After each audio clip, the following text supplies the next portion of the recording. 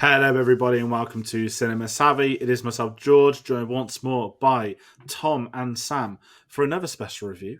And this time we are reviewing Aliens, of course, directed by James Cameron and released in 1986 to make our third episode of the James Cameron Retrospective. But before we get into any of that stuff, how are we all doing tonight? Yeah, very good, thanks. Very good. Yeah, I'm very well as well. Can't wait to talk about this brand new movie that's entered my life, even though I've always known about it. So it's very weird, but good. No, it's going to be great because the moment you said you hadn't seen Aliens, I was like, perfect, because it's going to be an amazing. We're not going to interrogate you and ask you questions, but it's going to be great to get that point of view Wait, of I'm someone not that's getting new to it. interrogated? Why am I here then? If I'm not being interrogated. Yeah, I mean that was my plan, but You know how hard it was to open this video tonight with saying alien. Like I had to remember the S. Like I'm not doing the first one; we're doing the sequel, which is really strange for a director retrospective. And I did watch Alien the day before I watched Aliens because it felt they're like the ultimate double bill. Like you can't really watch one without the other, if I'm being honest, or at least the second one without seeing the first before. yeah, don't worry, George. You're not reviewing the better film. Ooh. Controversial. But no, but that's going to be something we talk about later. Because Sam, you're new to Alien as well, right? Yes. So like my dad had I don't know if he had like the double box set on VHS of Alien and Aliens, but he had them. I just knew that I think when you're a kid, and some people see ratings and go, "Oh, I well want to see that because it's age that's older than me." But you see a very dark VHS box with aliens, and you don't know what they look like, and you just see 18, and you just go, that scares me just looking at it. So the actual VHS box scared me, and then knowing later what it was freaked me out even more. But I've seen the references, and I know everyone knows who Ripley is. You know, you can't really escape a lot of Cameron's films anyway. So this is one that's just flung about all the time, and everyone said how the first two Alien films are so iconic for different ways. So it will be interesting to kind of talk about the first one as well, and just the differences and why it could be better, but why the sequel could be better. And I know actually you've never seen Scream 2, George. You've not seen any of Screams, have you? Because I know they have a film class and they talk about, they say, oh, sequels suck in that whole meta way. And I think Alien and Aliens is brought up in that, about being an outlier. But yeah, so to finally watch both of those films, and the other day Alien 3 as well, it's been a learning journey, and it's not even close to being done yet. So You've got Alien 4, Prometheus, Alien Covenant, Alien vs. Predator, and the daddy of them all, Alien vs. Predator Requiem.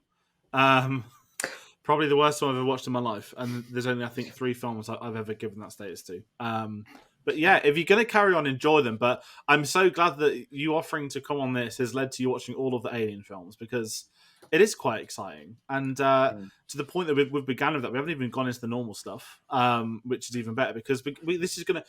Tom has already made a dig at Alien being the better film. I think it's going to be something we talk about tonight too. But it's quite exciting, because I was talking, when me and Tate and Reese did the Terminator last week, we kind of spoke that for a lot of videos we do on this channel, not to like promote newer stuff, but I think, Tom, you were on it many moons ago. I think before Alien Covenant came out, there was an Alien 1 and 2 double review and an Alien 3 and 4 double review. I think I might have got an Alien 1 and 2, then just not bothered to turn it to the next one, which kind of is my thoughts on those. Or I just didn't go on any of them. I can't remember. It's probably like, 2015 or 16? I don't know. I can't remember that. A long time ago in a galaxy far, far away. But it's kind of nice to watch Aliens, like just we're doing James Cameron films, and to me that gives a completely different approach to seeing this film compared to how it has been in the past. Like, oh, there's new one out, let's go watch the old better ones. It was like, I'm watching The Terminator followed by Aliens. That's going to be sick for these series, and that's kind of how it's gone. So we want to hear from everybody at home. Please do comment below with your thoughts on Aliens, Alien as well. Which one of the two do you think is the better film, or maybe it's one of the other ones? Please do let us know that, and then kindly unsubscribe. I'm joking. And sorry, I was proud of that one. And of course, if you weren't offended by that, then obviously go get us on social medias: Twitter and Instagram at cinema_savvy, Facebook and letterboxd.com/cinemasavvy, and link to Redbubble in the description. We're recording this on the 10th of January, so just over a week away. We've got the Terminator video going up tomorrow, so hopefully there's some kind comments on there. And to plug that for last week for those watching this, and in between this time, The Last of Us has begun airing, which means Sam will be covering on the Monday. Talking from the future, Sam, I hope you enjoyed the episode, and I guess we'll find out on Monday night. And it's very weird. We've not done this for a while where we're pre-recording, so I'm trying to get back into the swing of things. Last week I opened calling it the Steven Spielberg Retrospective, which wasn't great, if I'm being honest. Because, that was 36 weeks, and the James Cameron stuff is obviously a much shorter series. It's 7 episodes in total. And kind of jumping into, I'm going to ask you both a question. I'll go with you first, Tom. Sure. Can you remember the first James Cameron film you saw, or maybe your early memories of his work? I think everyone's going to have the same answer because I feel like it has been so far, but I was just curious to know. So my first experience watching a James Cameron film was the original Terminator. Back on VHS, I had a copy on VHS, and it was the one sort of film I constantly put on, that and also Alien, which is probably why controversial topic, but and I will just say I'll look forward to blocking everybody on Twitter that calls me an idiot for thinking Alien is the better film, which I don't think it's hard. I have my reasons, and I absolutely love Aliens as well, but my first experiences were with Terminator, and it was something I put on religiously, pretty much. When I was too young to watch an 18 rated film, and which is why I absolutely prefer it to the second one. Second one is by far easily superior, but I just love the sort of 80s aesthetic to it, and just how sort of nuts and bolts it is, and so that was my first experience. That and Alien turned out to be one of my all-time favorites anyway. So which is why which is why I also prefer that to this. But they are two completely different films, and to judge them judge them as quote horror films would be a disservice, because they're both completely different. So yeah, I mean, that was sort of a long-winded answer to your question, but that was my first experience. No, it's great to hear it, because I was expecting you to say the Titanic straight away, which I think most people, maybe you and Reese, are the two Titanics, but I don't think it's an age thing. I think it's just it's one of the biggest films ever made in history, isn't it? And Sam, without putting you on the spot, same question: can you remember as well? Pretty much. I mean, I was definitely aware of, as I said, the Alien films anyway, and Terminator, because I just feel like at that point in, I guess, kind of late 90s, early noughties, it's kind of in the wider sphere, you just kind of know it, even if you've never seen anything. It's really weird, but there's a bunch of that for me as a kid, of knowing things that I didn't actually watch. But I feel like it probably was Titanic. I remember seeing a little bit of it on TV once, and I was kind of intrigued by it, but the idea of a sinking boat and people dying was not appealing at the beginning when I was super young. But then I grew a bit older, and I think I was in year 5, because I remember I got obsessed with it. I watched it, got obsessed with it, got the 4-disc box set when that came out, watched all the special features many times, to the point where literally my teacher in school was like, "Sam, I think one day you're going to become a sailor." And I was like, and in retrospect, I'm like, wow, that was actually completely wrong, or you were just being quite homophobic and I didn't even know it. But yeah, I got obsessed with Titanic, and then from there, after I watched Terminator 2 about a year later, realized, oh yeah, this is James Cameron as well. And then it was only really last year, the Christmas before last, I saw the Terminator for the first time, and then Aliens last week. So I've doubled my James Cameron watches within the last year, which is quite good, and I'm looking forward to watching some more, I do want to watch The Abyss, and I'm very tempted by Piranha 2, just because of what George has said about it. Piranha 2 is an experience. And I think what's kind of amazing is that as every episode goes by of the series, it's like this is the guy that began with Piranha 2, which is just incredible that James Cameron has a career after that, which is, for anyone that hasn't seen it, go check out the Terminator video from last week, because we spoke about that a lot, that without Piranha 2, there's no The Terminator, because he came up with it during a nightmare dream when he was ill making Piranha. Which is, I guess, one of the best blessings of cinema history, if we can, look at it from a positive perspective. Because imagine how different things would be without Terminator. No one probably know who Arnold Schwarzenegger is. He'd just been that guy from a couple of 80s films. Not to disrespect Arnie. We love him. But yeah, kind of heading into this, as we'll always do, we'll begin with the IMDb plot synopsis. And if you're unfamiliar with aliens, keyword the plural there, aliens, we're not talking about alien. I kind of really wish I was now, but I guess we'll kind of talk about it as and when throughout tonight, because there's a lot of carryover stuff, and I think I've actually read it in the schedule somewhere, a comparison somewhere to them all. But without further ado, 57 years after surviving an apocalyptic attack aboard her space vessel by merciless space creatures, Officer Ripley awakens from hypersleep and tries to warn anyone who will listen about the Predators. Not a fan of this. Just refer to them as predators. I've got my own personal history with getting that wrong. But what apocalyptic attack are they on about? It was just one alien. It's not an apocalypse, is it? Not to be the guy that just criticizes IMDb all the time, but merciless space creatures, plural. This is the plural film, right? This is aliens. That was Alien. So, yeah.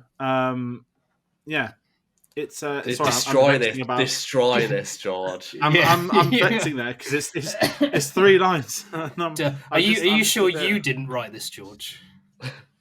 I would have got him at 7 years old. He saw a thesaurus. He was like, apocalyptic attack, merciless space creatures. It's like a Star Wars crawl, isn't it? Like, it actually would work pretty great for one as well. Yeah. But kind of in line with that, Sam, I know we've kind of got your history, but we'll get your initial first thoughts first. But we're going to go through everyone's memories of this film. Now, yours is incredibly recent, but just talk us through that first watch. Were you enjoying it? What were your thoughts after that? Because I know you messaged me, but I think a lot of people would be curious this, because Aliens is such... It's not a cult film because it's massive, but Aliens is just one of those like all-timers, and there's a lot of excitement by hearing the kind of films that people haven't seen that others enjoy. So I'm excited to hear your thoughts. Yeah, so I mean, really, the whole idea of like watching these films initially began partially because of COVID, because that happened, and I was like, what should I watch? And I got Letterboxd, and I was kind of figuring that out. And since then, we're heading towards 3 years now since then, and it's only really been this past year that I've tried to watch more films, and it's more classic films rather than recent releases, because there's so many films that I realized, wow, I've not seen that. I know about it, I know actors, whatever, but I've never actually watched the film. So and because of the history of my dad owning the films, I knew in my mind that's what I wanted to watch, and because I knew how highly popular the first 2 are and how the rest have kind of are very up and down, I'll say anyway.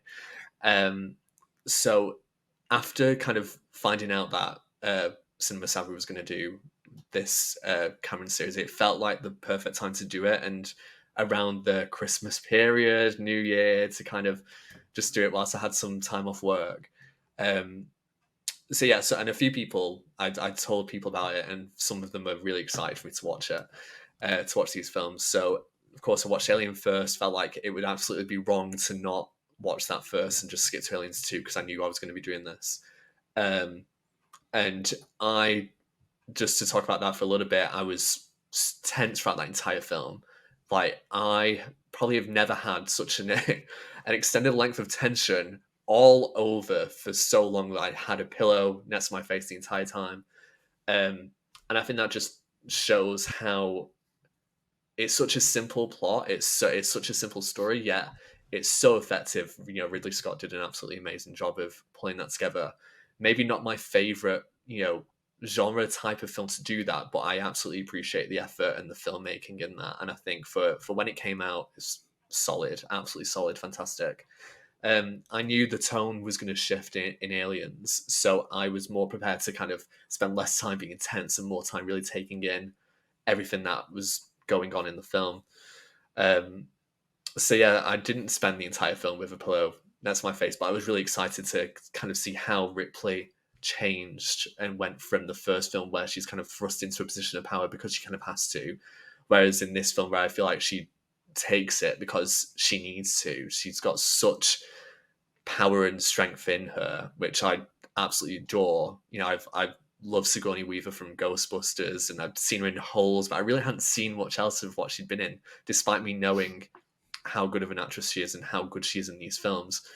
So it was wonderful, really, to actually see that and not just have hearsay people saying, "Oh, Ripley's one of the best. She's up there with Sarah Connor and Princess Leia and everyone." It's just nice to have seen it and experienced it. And as much as it shifts to action, it's probably my preferred style of to do an alien film thus far. Anyway, I mean, Aliens vs Predator 2 may prove me wrong, but no, it's truly excellent. I think that's what made me then worry about Alien 3, because I just knew what was going to happen. I knew the spoilers for that, so it's just a shame because I feel like James Cameron really got it to a point where he's able to raise stakes even within just one film. And even with the Terminator and Terminator 2, he raises the stakes constantly in that. Yeah, I think he's just very good at doing it. And the fact that what comes out of Alien 2 is kind of really flat, kind of, not even conclusion, but just flat continuation of the story is just, I think, detrimental to everything that, all the work that had been put into this film, from all aspects, just visual style, acting, characters, just all the writing, everything. But I have to say that on just as a whole, Alien and Aliens was great watch experiences for me, and really got me to feel a lot of different things. And it's been a while, really, that I've had a new watch, aside from Hitchcock films I've been watching recently, that have really got me to do that. So it's great to say that I've finally watched them and to talk about it. Excellent. No, that's a great story for it as well, and I think that's the beauty of doing series like this, where we get films we've not seen before. Mine's The Abyss next week. I've never seen it. I know, Tom, you're a fan of that as well. I know we've got Paul coming on for that one, so that's going to be a pretty great discussion. And that's what's exciting with when we get to do these series. If we bring people on, it doesn't have to be films they've seen before or love. Of course, we want that, and then you can have people that haven't seen them to get their thoughts on them. And I think that's the balance in getting the joy from all this. And kind of handing over to you, Tom. I know that obviously this wasn't the first time you've seen this film, as you so glaringly made comments about the first Alien. But can you remember the first time you saw Aliens, or was one of those that sort of blurred back in your memory to when you were younger? I mean, I sort of partly and so I can remember in vaguely when I initially watched it, but it's kind of a blur as well. But so I originally, as I previously mentioned, I had a VHS copy of Alien. And watched that religiously with the Terminator, and then I didn't get around to watching Aliens until probably about 5 years later, when I was bought a copy of Aliens, and then watched it, and obviously the two are completely different films, but I loved it. I loved it when I first saw it, and I even love it. My affection for it has increased. I still obviously have my preference, and yeah, I just sort of going on an Alien tangent a little bit. I'm very disappointed that the aliens, and then it just switches to Alien 3. It wasn't like the plurals didn't continue, which is very disappointing. But I am a staunch defender of Alien 3. I love that too. But Aliens is such a fantastic example of a sequel done well. Not only I think and obviously this is just a massive generalization, but I think some of the points can probably ring true that sequels often go bigger and bigger is better, Yeah. and crank everything up to 11. And whilst that is done here, instead of one alien we have 50 aliens that they have to fight. But I think it's done tactfully, and the suspense is still there from carried over from the first film. And I mean, the king of James Cameron seems to be the king of sequels. I haven't seen Avatar: The Way of Water yet, so I can only go by the Terminator 2 and Aliens. So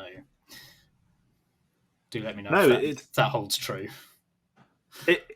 He's absolutely the king of sequels. And if anyone's curious about the box office update, because obviously we pre-record these, the time of recording, Avatar: The Way of Water, God knows where it's going to be in 8 days, is the 7th highest grossing film of all time. And it's now grossed $1.73 billion. It's clearly going to hit the 2 billion mark. A matter of when, more so than if. But yeah, the king of sequels, I believe he's now $2 billion away from overtaking Steven Spielberg as the highest grossing director in history. And he's made approximately 27 less films, which is just ridiculous. That is bad. And you got to take help with him, because this is the first sequel as well. When we spoke about Terminator last week, a lot of his ideas for the first Terminator film all ended up in T2, which was the T1000, the liquid metal Terminator. And of course, he couldn't do that in the first one. And obviously, Aliens is him coming onto a property. If I talk about my history of this, I've been trying to find out when I first saw this. So, I don't know if anyone else had this patch. It might just be me, because obviously you can tell there's a lot of films behind me on the shelves. When I turned 16, I worked in retail, and the company I worked for many years when I was studying and stuff sold films. And obviously you get staff discount cards. So I used to buy a lot of films. Didn't matter if they were abysmal or they were good or great or class. I would buy everything. And it was quite dangerous, if I'm being honest. And there's a lot of things. I did that. Oh God, it's like the ultimate... Not to judge people, but I went into CX once with a bag of like 200 Blu-rays to sell. This is like 2019, and there was crap like I Frankenstein in there. And I this is when I say I bought a lot of films. I'd buy everything, and I did it years ago when I was moving out, and I actually got a lot of money for it, which was ridiculous at the same time. But I remember buying the Alien Quadrilogy box set because I was perplexed by not perplexed by the word, but I was like, what a name for a box set. Why don't you just call it like the Alien Anthology series or something? But I think this was in the lead up to Prometheus. Prometheus came out just as I was finishing secondary school, without making myself sound older. And I feel like I knew of Alien. I feel like I'd seen a lot of clips of Alien, but I hadn't seen the whole Alien 1 to 4. So I like a lot of people, I wanted to, watch them properly in the lead up to Prometheus, as it was dubbed at the time, the Alien prequel. And then my hopes and expectations went down the drain a month before when Ridley Scott went on Empire Magazine and said, this is not a prequel, stop thinking it was a prequel. It just happens to exist in the same world. So that's why I think I like Prometheus a lot more, because that sort of killed my expectations. And I really like Prometheus today. That's a different story, because James Cameron didn't direct that film. I would love to see a James Cameron Prometheus. I don't know what he'd do, but he'd do something insane. But I remember watching Alien for the first time, and I really liked it. And I don't enjoy horror films. I think I've said this before. It's not like a snob moment or anything. That I've just never really clicked with it as a genre, and I don't know why. I've seen a lot of them. I'm going to see Megan because I can't wait for that to come out. It looks insane. But the first Alien film I just really liked, but I wasn't attached, I guess, to a point. I think because I'd known of its history, I had a certain expectation to it. And then I watched Aliens after, and it was one of the greatest action films I've ever seen at this point in my life. And it's a lot of good ones, but again, you're 16 years old, you're into the action set pieces, the stuff like that. You follow up Alien, where there's more aliens, there's guns, there's colonial marines, all this sort of stuff kicking off. And I remember immediately being attached to Aliens, and Aliens is the one I've seen the most. In fact, when I watched Alien the other day, that's only the second time in my life I've seen Alien, which really surprised. Obviously, I've seen the chestbuster scene a lot and a few of the clips out of context and stuff, but that was quite something seeing that on Sunday night. Again, choosing to watch it rather than saying you have to watch it to do a video or to build up to another film, I think that goes a long way in experiences with stuff. But seeing Aliens again last night was just amazing. I've not watched it. If anyone had the ill fortune of buying Alien Colonial Marines on PS3, if anyone heard of that game, I bought a collector's edition of the game because it came with the I can't remember what you call the yellow thing. They fight at the end of this, but it came with one of those. And this is my early days of working. You're 16 years old and you've got money that you're spending like there's no tomorrow. Even though you grow up and realize like how not stupid it was, but how little that actually is compared to working full time. Obviously, you don't have any bills back then. So I was so traumatized by Aliens Colonial Marines, I've never seen the film since. Not that it ruined it for me, but I just kind of detached so far from Alien at that point in time that, kind of like Terminator Genesis was coming out as well. These amazing 80s franchises, even though this isn't really an 80s franchise, this is more films of the 90s than the other decade. It's just strange that, modern media can ruin stuff like that. And then I remember playing, in its credit, Alien Isolation, which was great. That was a great game. I don't think I ever finished it, which probably meant I was scared, so fair play to the developers. But I don't know why I never finished that game. I say that whilst I play Last of Us for the fifth time in my life. But I've really gone off the spectrum now from talking about Aliens. So yeah, that's my memories with that. I don't know why I'm talking about it. It's hard because Sam's seen Alien, so it's kind of like not a joint review, but it's like I love hearing about Alien. And history's Alien as well.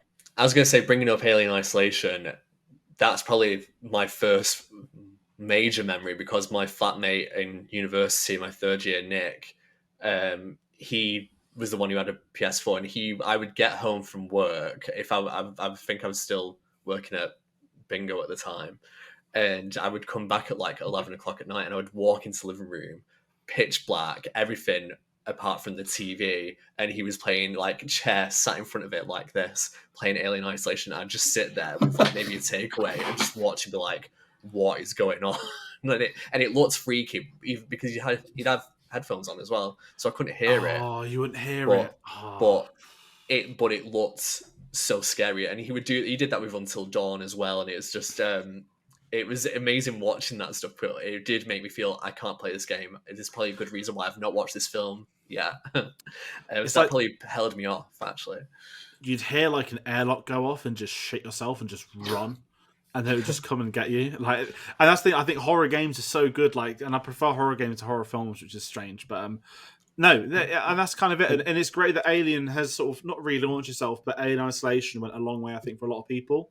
That's probably the most positive Alien. Yeah, a game seemingly created from a deleted scene. Yeah, this is Ripley's daughter, isn't it? Yeah. Which is just. Fair play to them for really going for it. Like, we want to tell you it's Ripley because technically we're right with the surname, but it's worked in their favour, and all credit to it. But if we get talking about some of the behind the scenes to Aliens, because of course this follows it from Alien, the behind the scenes to this film, and we're starting to get to this James Cameron level now, is we're going to see the megalomaniac who would go on to conquer the world. And it is incredible reading these stories, doing the research, hearing him speak about them as well. And there's probably going to be so many things we're limited with time that we can't talk about as well. But of course, if you're curious about the behind the scenes to why Aliens was made, why it's not Ridley Scott was never asked back. And at the time, following on from Alien coming out, although 20th Century Fox had Star Wars, which you would have thought would help the bank, clearly not, because they were in financial ruin essentially across the early 80s. Alan Ladd Jr., if anyone's familiar with him as a producer, again, one of the integral producers that helped get Star Wars made. I believe he went off to set up his own company, so he left Fox. And there was a bit of a limbo with their projects, what they were greenlighting. And because there was so much change at Boardroom over the years, the Alien film was never developed into a sequel. They thought it was a box office fluke, which is kind of... I respect the opinion of that because not every film... Scorsese said something brilliant recently along the lines of like obsession with the box office is what's caused the downfall of cinema. Whilst I agree with the methodology of that, the statement is kind of incorrect because without without a box office, you can't make films, which is kind of what COVID's shown. The delays of films, getting back up and running again and stuff like that. So that's my thoughts on that. But when the idea started coming in for a sequel, James Cameron had just done Piranha 2 and was in the process of writing Rambo 3 with Stallone and was writing The Terminator. And through that, he was then given a 3-day window to write a treatment for Aliens. So obviously Fox took a risk on him to a point. And he did write a 40-page treatment inside the 3 days, whilst also working on Terminator and working on Rambo 3. All of this in pre-production as well. Nothing was filming at this point in time. And obviously they liked it, so when the time came, they were to greenlight him as the director for this. Obviously, that's following the Terminator. I don't want to sound like I'm reading Wikipedia. I'm genuinely not. I've just done a lot of research on this. What I'm kind of curious to you both about is obviously, I don't think either of you have seen Piranha 2, to which I don't blame you.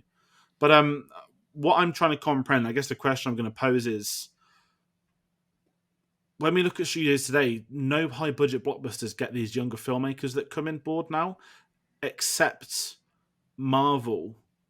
But the reason they get the younger filmmakers in who have done maybe a hit or an indie film is because it's easier for them to work under the studio banner. Whereas in the 80s, I think giving, a sequel to Alien, it wasn't as revered as it is now, of course, to the guy that did Piranha 2 at this point in time, pre-Terminator. That's a pretty feisty, and rare example. But what are your thoughts on him getting a project like this? Because we know this is ultimately his third film as well. And this isn't directed by someone you think it's his third film. This is an unbelievable film, as my sort of thoughts. Well, I mean, I don't know.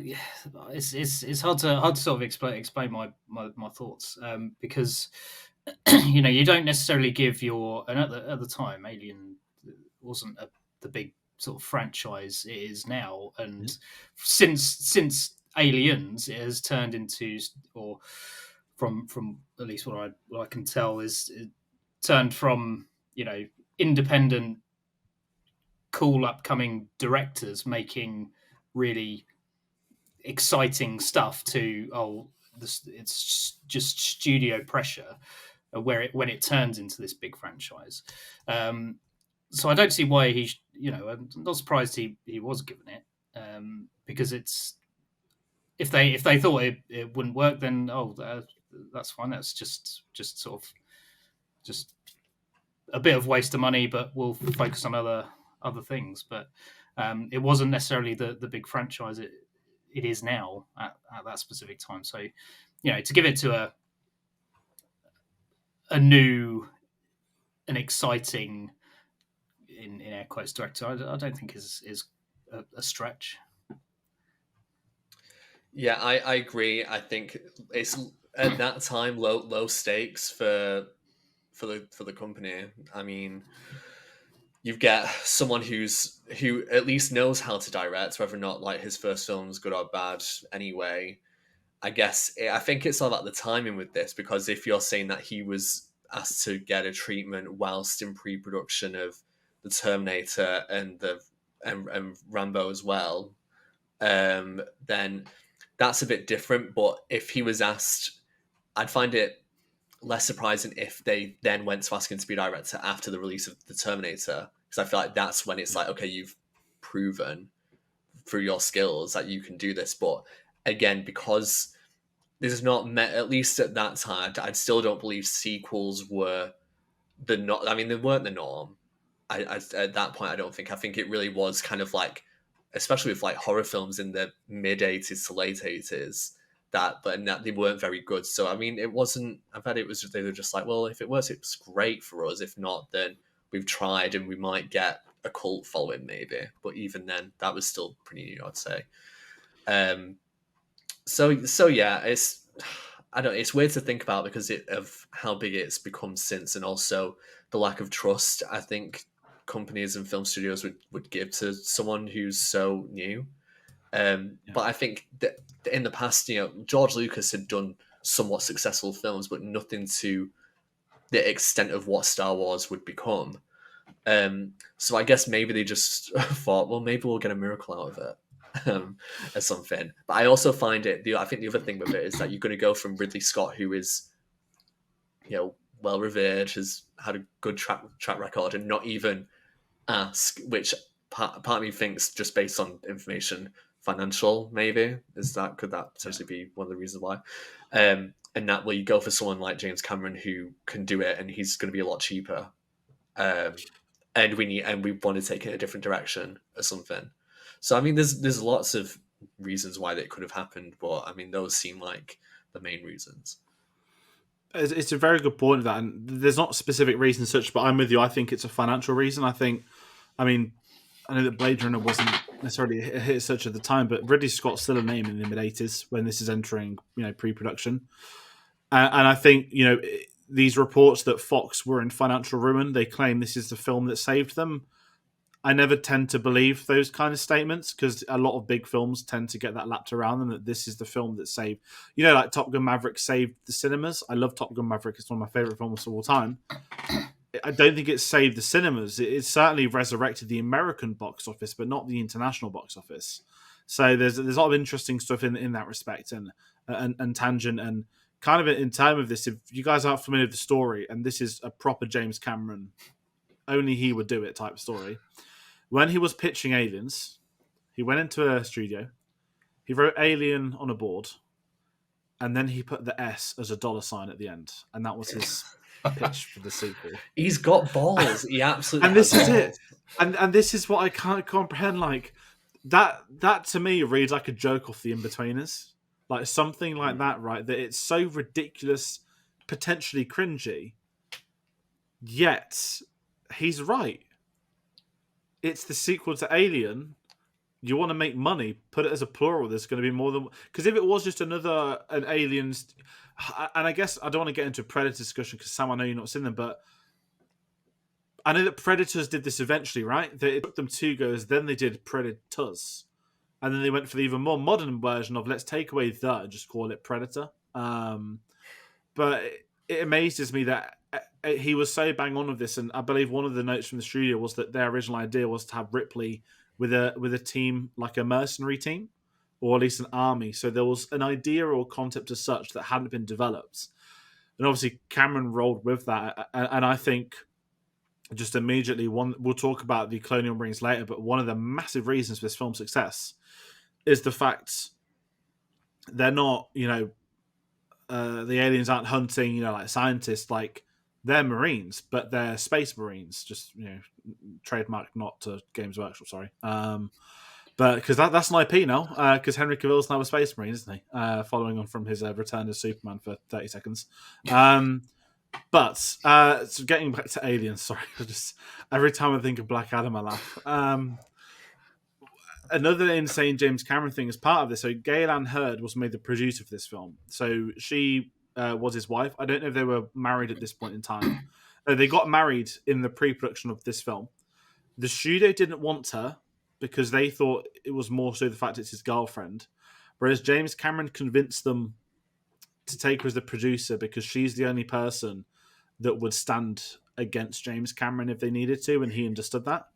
Which is also, I mean, you think of like nepotism, it's like, don't hire a successful producer because I'm going to like call them shit or something. Hire my girlfriend because I know I can't say no to her all the time. I can imagine that today. Imagine it'd be blown up all over, news everywhere. And it's just, every story I read about James Cameron, like it's magnificent in its own sort of terrible way. And it's only going to get, from this film onwards, it's just going to stem into complete madness. And, I know we're not doing Avatar 1 and 2 because we've done them in September and December, but there's so many storylines that have come out since Avatar 2's come out about how he spoke to the studio. I don't know if anyone's seen this, but they asked him before the first one came out if he would shorten the flying scenes. And he told them no. And they said no one wants to enjoy it. He goes, I want to watch it, so I'm going to keep them in. And it's things like this that I just love because in retrospect they're amazing because we know how successful these films have been. But obviously it's contextually he probably wouldn't be telling us that story until they'd been successful. And I guess the same with Aliens. And one of the big ones is shooting this at Pinewood. So I don't know if I said that you both before it live. Obviously I worked at Pinewood before it's one of those boring things I always bring it up, but in the reception, I was always really perplexed at the fact there was a miniature from Aliens, and I never understood why. You know, like props to all the company. If you guys have heard of them, you see them advertised.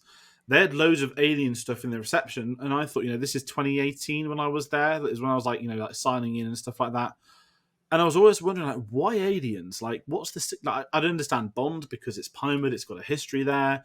I don't understand Star Wars, but I never really understood the aliens stuff until doing the research for this, which is kind of on me. But the British crew hated James Cameron. But don't worry, people at home. James Cameron equally hated them as much. Because the English were scummy monsters because they wanted to have a tea break whilst they were working. Which is so... I don't want to stereotype and say American, but Hollywood is probably the correct term, right? That everyone knows that British crews function differently. The same stories are on Star Wars. George Lucas would come over and he hated the fact that the British crews took breaks, but he wouldn't abuse them for it like James Cameron would. He started sacking people left, right, and centre, as James Cameron does. And I think he even sacked the cinematographer for disagreeing with him on a couple of shots he wanted to use. So it's one of those where we're starting to get murmurs of the James Cameron on set, who we're all very familiar with. But I feel like I'm speaking. I'm going to jump to. Have either of you heard any of these stories, or do you want to give your thoughts on it? Because obviously it's almost 40 years ago, so the industry is very different now. But at the same time, it's probably not all too different, if I'm being honest. Well, I mean, I think we all sort of know the type of person that Cameron is / was back in the day, and obviously you don't want to make light of how he cultivated a toxic work environment, but some of the stories are a little humorous, whether they're in a terrible working environment or not. But yeah, I mean, I think you'll mention it on the Abyss, but he's just a very difficult person to work with, it seems. And I know that Ed Harris doesn't talk at all about his time on the Abyss. Like, any questions, he'll just go, no, not discussing it, because he had such a horrible time. So I mean, obviously he's absolutely brilliant as a filmmaker, but back then, maybe his tact could have been a little better when it came to managing people. Yeah, I hadn't heard that much, in the past. I'd heard bits of things, but never anything that would make me actually think, oh, he's kind of acting in a really bad way when he shouldn't be. Because I'm sure there's plenty of other directors who would not go to lengths and go to as deep as he's gone with people. And I think there's probably a case where in a few years' time, like, he could potentially be vilified more than he is. But I said before we started recording, I think my main reference was a French and Saunders Titanic parody where the guy who plays James Cameron is in a chair, chairlift or something, and he has a chair on a crane or something, and he's like pumps a shotgun and he's just screaming at people and he's just swearing at crew and at actors and things, and it's really funny. But it just shows that even back when that parody was, which I think was about like 98 or something, or 97, that people back then were making jokes about it, and it makes me think, oh right, well, it definitely was like a known thing that he was like that. But I feel bad about, when you've just mentioned the person from The Abyss, when we celebrate films that we love or we think is really great, but some people have had horrendous experiences. And I just think it's sad that sometimes that person, or people, they're kind of like pain or something, where a work experience should not have you react like that, or make you feel so down.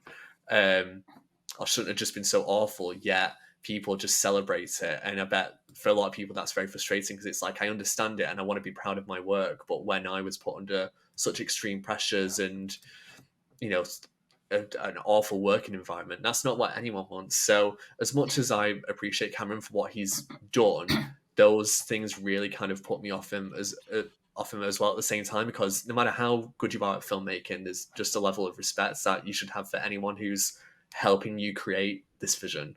Yeah. No, I 100% agree with that. And obviously, there is a distinction to be made that you can love something whilst also, if you're mindful of how it's created, you can you can be fully aware of how it's created, but still love something. If it's when you just ignore what happened, that becomes an issue, I think. But yeah, I think you're 100% right. No, I'm kind of with you. And following this behind the scenes was quite incredible in its own respect. So Peter Lamont was the production designer for this film. Obviously, very British studios, James Bond, Pinewood, all of it. And that is one of the few people that Cameron got on with. And I believe he was sort of used as an intermediate between the crew and Cameron. There are reports that there was a lot of sexist abuse at Gaylan Hurd, who the British crews claim that she only had the job because she was James Cameron's wife, and that he was there because he's a terrible director. And brackets, they haven't seen the Terminator yet. He put on a screening of the Terminator to show them, to try and get on with them, and no one turned up, which is equally is interesting. But this is my favourite part. And we won't spend too long just, because it is a lot of gossip. And as you said, it's right to bring this stuff up because it shouldn't, be mulled over. We get to talk about James Horner as well, which is very interesting stuff. But Cameron, in a speech, told the crew there was one thing that kept him going, and this is great. The certain knowledge that one day I will drive out of Pinewood and never come back, and that you sorry bastards will still be here, gets him through. And he never shot another film at Pinewood Studios again. I know he's only made like 4 or 5 films since. But the fact that it's a very James Cameron-esque statement, right? That every time he seems to say something insane, he ends up on the right side of history with it. Not that there's a right side of history to something as petty as that, but the crew that mocked him probably A, saw loads of his future films at the cinema or put money in, or B, end up liking the film. But it's such a fascinating one that he was like this behind the scenes. I believe he's much better now. He spoke a lot about Ron Howard. I don't know what episode we'll bring that up, but if anyone wants to do a bit of advanced reading, just search up James Cameron, Ron Howard, and their relationship. I believe it comes down to Apollo. I've not seen it. Is it Apollo 13? Where he invited James Cameron to the set, and James Cameron couldn't believe how nice the director was. So he decided he wanted to be a bit more like that. Which is just like, if you've ever had a terrible manager at any point in your life, and it doesn't matter how good they are at their job, if you know you've had one of the worst people that's managed you, it's like, Scrooge waking up, right? And he grew like the Grinch grew a heart on Christmas Day and stopped stealing presents. That's how James Cameron's probably got like villain music walking around with him in his early days, but I think in a respectful manner, his arrogance is there because I don't want to say he's earned it, because he kind of has now, but his films, they've not bombed, have they? They've not been, bar Piranha 2, which we can all poke and laugh at that he won't be associated with. His actual track record is phenomenal. In the same now, I've not seen The Abyss, so that's my question mark at the moment. But the other stuff, you just can't really. You just got to take out. There's something that works. There's something about him on a film that it works. He knows what people want, and more important than he knows what people want is he gets them to go and see these films as well. And I just can't comprehend it. Am I the only one that's like this weird statement with it?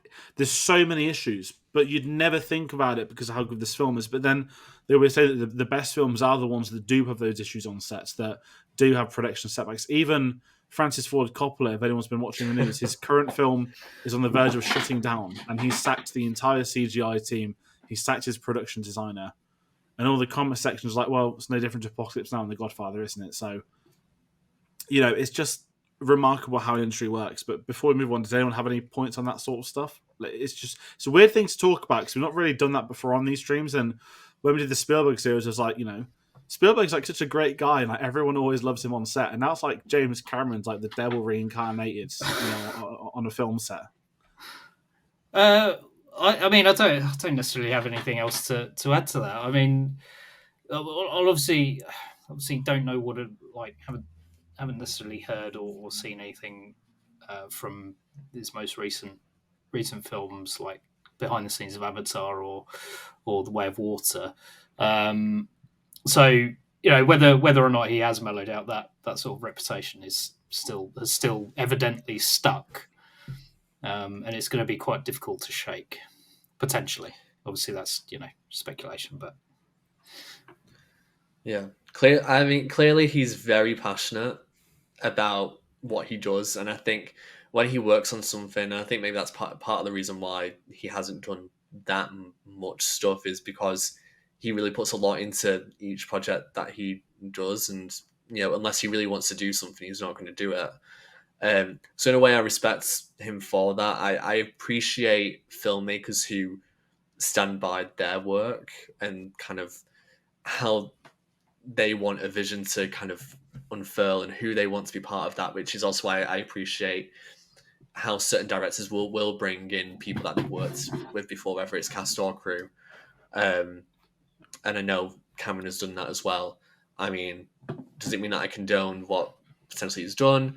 Allegedly he's done? No, but I mean, you know, it is, you know, what Tom said, you can, you know, appreciate a piece of art without focusing so much on that and just recognizing what has happened. And that's what we're doing right now. You know, I appreciate, George, you've mentioned that stuff because it's not all roses. I know when people who enjoy film talk about behind the scenes, we all want to look at the really good things. And when we talk about negative things, it's usually, oh, this went wrong, or, oh no, the set went on fire and they had to reshoot. And it's all that stuff. It's never something that's kind of, it's like the extra layer where, oh, there's actual issues between people. Unless you're just talking about cast who, oh, she couldn't stand him and all that. And it's all very kind of melodramatic, I think, rather than actual proper, you know, stories where it actually meant something. But no, I appreciate you just bringing it up, and I think it's good to kind of get it out of the way as well, so it's not kind of bogged over. And that it's good to hear that he is better than he was. Yeah, no, exactly. And I always kind of wonder, you know, there's certain directors that you look at they've had like terrible experiences on other films, and that shapes how they go moving forward. I won't sort of dive into George Lucas, but you know, everyone knows that when they used to tamper the studios with American Graffiti, that sort of turned him into the perfectionist I own Star Wars. I will edit how I please because of these experiences elsewhere. And kind of in line with this one, you know, with Cameron, one thing I'll talk about, we haven't got to characters yet, but he wanted, and this is a very interesting contextual point as well, may I add, one of his keys for Ripley, he wanted her to become an action heroiness. Heroiness? Is that right pronunciation? Heroin. Action heroin, yeah. And he pointed out that there were not many of them at all. Female action stars in Hollywood, in big blockbusters. And that was his key for writing Ripley the way he did in this film. And he left a picture of Sigourney Weaver on his desk for the entirety of his writing process. Now, I'm not going to be that guy. This was 2022. You know, the usual suspects would be running around screaming, burning down cities over a director saying that. But yet they all go to Ripley as one of the examples of people never did that back in the day. Well, actually, he did. And he still does, to be fair to him. If you look at the characters Cameron's done since and what he tries to do with certain characters, it's very interesting. But I just wanted to bring that up because, you know, there's a lot of reputation with him. And I think deep down, he's a very smart guy. He knows how to make a film.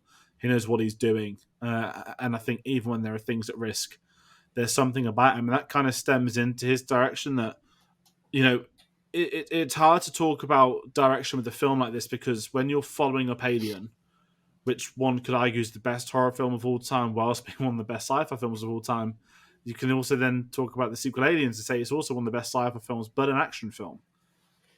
And I think the big jump for me with his direction in this film, and I don't want to say the word entertain audiences because it's something that's used so much, I get bored of the term, and there's got to be something else, but going back to that alien with the dollar sign, aliens.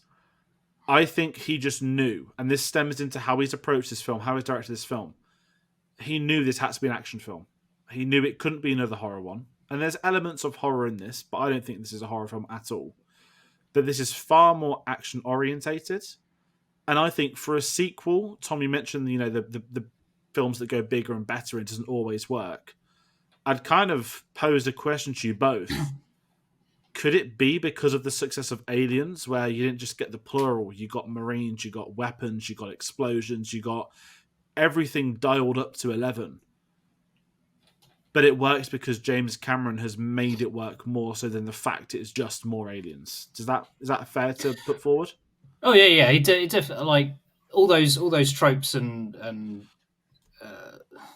cliches stem from Cameron seemingly, and obviously there were instances before of space marines in space and heavy action and fights with aliens in media before that. I can't remember the name of the book, but Starship Troopers, he made all the cast read as well in this. Yes, that's yes, but that's it. Sort of stems definitely sort of brought it into the mainstream. I think you can definitely bring or everyone sort of love with these sort of tropes back to this point in time where it's just coming to work. Obviously, the reason why is because it's fucking cool, right? Yeah. Like, the pulse rifle. I'd go back to every single time. Like, what's the best thing about Aliens? I'm sorry, it's not more Aliens. It's the pulse rifle and its sound effects. I'm just gonna lay it out there as simple and pathetic as I can. This is a tangent we'll probably come on to, but the sound design in this is just so all the iconic sounds. It's fucking great. I absolutely love it. I actually cannot even remember what the question was. It's fine. I know we talk about sequels, and then I guess if you look at the history of sequels, maybe why this works, but also just for you, Sam, like, what are your? Because again, you're new to this, right? So me and Tom can laugh and joke about the pulse rifles because we know that, but yeah, what makes this work for you in terms of its direction as someone that's newer? Because I think that's what I'm quite curious about at this point as well. I think for me, because it is going to be different for different people, and people are going to have their own opinions about why, as a film, it works on its own, why as an Alien film it works, why as a sequel it works. There's different things for that. But I think for a sequel, I think what's the great thing about this is that it's had time to cook in terms of it's been 79 was the original, and what were we at, 86. So I mean, there's been 7 years. So I feel like from that point of view, it feels like there's been a breath there that you've actually given it a time. It's different in terms of, I feel like characters in Alien are great, but I think the characters in Aliens are just as perhaps even better. So when you've got that level anyway, I think it's so important to have good characters because they are who you're spending the time with. The character of Ripley doesn't falter. I mean, that she's who you need to get right. She's, for me, absolutely perfect. It's different in terms of the action, but it's not so different in the fact that there is the callback to the first one. I mean, the ship, they could have easily just not shown the ship that Ripley's in the beginning because they've not got the original. I don't know if they would have had the original one or not from the first film, but either way, it's just, I think, attention to detail to link that, to have pictures of the original cast, in when Ripley arrives and she's talking about what happened on the Nostromo. And yeah, just having that link, but then it is escalating it and taking it a step further. And like I said before, I mean, I don't think sequels were, well, I mean, at that point, they weren't that much of a thing, apart from you look at something like Friday the 13th that had its original film and about 4 or 5 sequels by the time Aliens came out. So I think there's a lot of, this is bigger and better, but usually it's kind of, it's just the same, but with a different circumstance. This is doing a nice blend of what came before and after. They could have easily just gone straight to Earth or something, but decided, no, like, there's actually no reason. There's a better story to be had here. And I think James Cameron just had everything that he needed with that first film. I think you've got to give it to the first film for actually laying out everything, for laying out a great villain in terms of the alien itself, but also a mysterious company that's kind of overseeing this and not really caring what happens. You've got Ripley as a great character. You've got this planet which has somehow got these alien eggs. I'm glad that they went back there and it actually just shows what happened. They could have gone in a million different directions, but I think just the path that they chose was the correct formula. And I think any one thing could have made this less of a hit, but I think it's right timing plus just the right script at that point, really.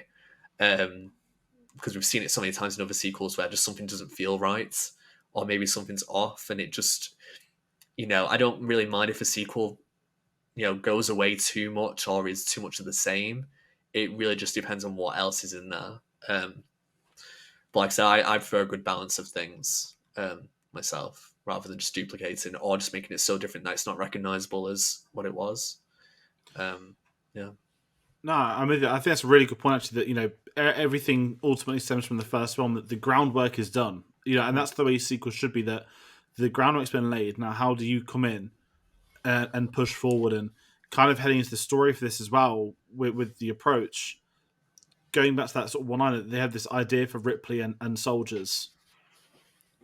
If you don't have the Marines, I don't think this film works. To go back to that original planet, but even the logic of the time jump doesn't serve any purpose to this film. In the sense of, not like it's an Interstellar where, you've seen your family grow old before you and you miss it and stuff like that. But we go back to the original planet, but there's sort of civilization to a point that's been down there. And I think that adds something, that they're going somewhere, I wouldn't even call it familiar, but there's a history, and there's a history for the audience, and it makes it easy for us to understand why Ripley has a concern. Because to her, it's kind of like, crap, this happened like a couple of days ago. That's the logic. It's happened. It's happening again so soon. And when you're heading in towards this one, just everything about it works. Because then once you get past the initial, we need to see if there's any survivors or find out what's happened, blah, blah, blah. The truth is, there's not much story, right? This is a character piece. And what's one of the criticisms of Avatar? There's not a memorable story or whatnot, but certainly in Avatar sequel, I know you haven't seen it, but the character development is what makes this work. And in line of that, Ripley, Sigourney Weaver, nominated for an Oscar, which is worth adding for this film. I believe the first ever person nominated for a science fiction or action film that was a woman at the time. I don't know how many more there's been. My Oscar history is not all up there, but it's not surprising that she would be the first, and I wouldn't be surprised if there's been hardly any for sci-fi films since then. I'm just trying to think in my head if anything jumps out particularly, but it's all about her relationship with Newt. It's that mother-daughter connection that you attach yourself to these people, and that's what James Cameron's so good. He's so good at bringing in these scenarios with characters where I don't want to say people relate. I mean, motherhood's obviously a very common thing for audiences. But Aliens isn't exactly the kind of film which is designed for mums to go to the cinema with their kids and stuff. But there's something about how he writes his stories, is they're simplistic, but they're not slapped in your face at how simplistic or realistic. What Titanic? It's a Romeo and Juliet, but on a boat with tragic circumstances. With Aliens, it's the same thing, and with Terminator and T2, it's all family dramas. He writes compelling characters without ever pushing into your face, and for me at least, if Ripley's story doesn't work, then this film doesn't function. And from everything you can see online as well, is that Sigourney Weaver was the same. She didn't want to return unless there was the right story, and she really enjoyed what James Cameron had done with the concept and character of Ripley. And then he, as James Cameron would, he then hassled her, leaked some stories to try and get her to reduce her wages so that Fox would in turn rehire her, which is a whole other segment. But yeah, sorry I've diverted into characters, but what are your sort of thoughts on the main story and characters with it? It is a simple story. However, it does include a lot of sort of, I suppose the word is subtext in there. Like you said, motherhood is kind of one of the big things about this. Obviously, the context I think is greatly improved by watching the was it the special edition, which adds in a few extra scenes. So one of them being the Ripley finding out that the daughter she had has died from cancer. And I think whilst the element of motherhood and the story of motherhood is still there, or surrogate motherhood rather, is still there, I think including a scene like that, would bring it forward in context. But yeah, it's a simple story that on the surface is really really action heavy, really really cool, but also has those underlying tones that set the piece apart. I will also say that for all his perceived behind the scenes faults, that James Cameron is very very good at writing and directing for strong sort of independent female leads. It's definitely one of, and obviously I'm not a qualified person to speak about this, but there's something to be said about the instances back here, or back then. You had Sarah Connor being one of them, Ripley, even more recently. Titanic Rose is a great sort of strong. They're not overly sexualized. I know you could possibly make that argument, but they don't seem overly sexualized. They're action stars in their own right. They overtake their male counterparts in terms of their usefulness and their agency in the stories. I think that's definitely ahead of its time. And obviously, people, a certain sector of the film going audience will harken back to the good old days of strong female leads. But you don't have the characters you have now unless you have this set of characters. And obviously, this is where it all began, and it's certainly getting so much better. You have more diversity in female in leads in female roles, and that is nothing but a good thing.